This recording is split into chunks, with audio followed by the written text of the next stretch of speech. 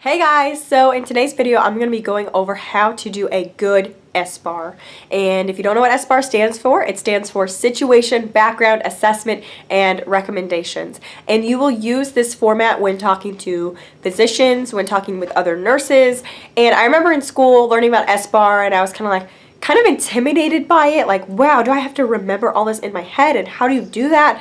And now that I've been a nurse for a while, I'm just gonna tell you, it gets easier. You know, you're not thinking in your head, oh, Sbar, Sbar, Sbar. You just do it when you talk to a doctor. So anyways, I'm gonna go over each component and things that you include in it, and yeah, we'll go from there. So the first thing is S, situation. And I kind of combine my situation and backgrounds a little bit when I'm calling the doctor. So for example, I'll say, hey, Dr. So-and-so, this is Ashley from MedSurg. I'm calling about Mr. Smith. He's the 75-year-old patient who had a hip replacement with you yesterday. And that kind of is the background / the situation. And sometimes you can include more information in the background, like this is the patient that came in with, you know, a GI bleed. They're the one who's had the 2 units of blood. You know, the background's just getting their, like, jarring their memory basically on who the patient is in case they don't recognize them by their name or the situation.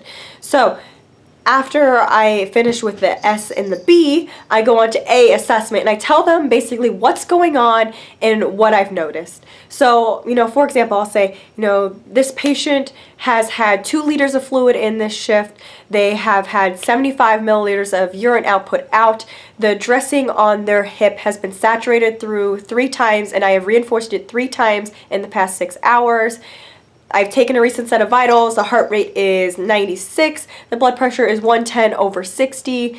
They're afebrile right now. Their O2 sats are 98%. They're on room air.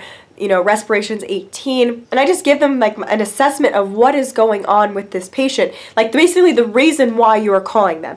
And then the R is recommendations. So R is what I would recommend. So I would say, you know, if I have something to recommend, I would say, you know, like, I'm concerned about this patient bleeding. Would you like to order some labs, like get an H&H on them? Would you like to bolus them with fluids?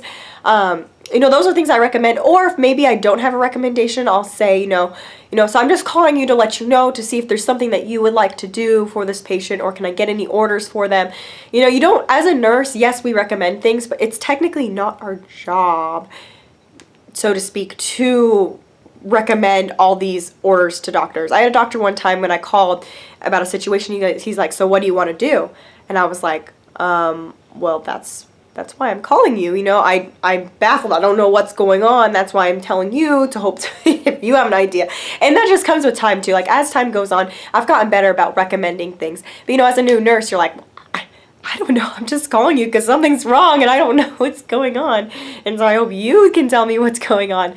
But anyways, so yes, it's good to recommend things, but you know, sometimes you don't really know what's going on, or you don't know what to recommend, or you know, or sometimes the recommendation is, I need an order for Zofran for this patient because they've been puking for the past 2 hours straight, you know. So those are your recommendations. I hope this kind of clears up what Sbar is about and gives you a little example. It really is simple. I know in school we had to do Sbar and we had to like write it out, and it was like a page long. You don't do that in the real nursing world. It's simple, it's to the point. You give them the facts, you give them, you know, the labs, the vital signs, just the basic facts on the patient and what is going on, and you go from there. Anyways, I hope this video helps you. Give it a thumbs up and subscribe to my channel, and I'll see you guys next time.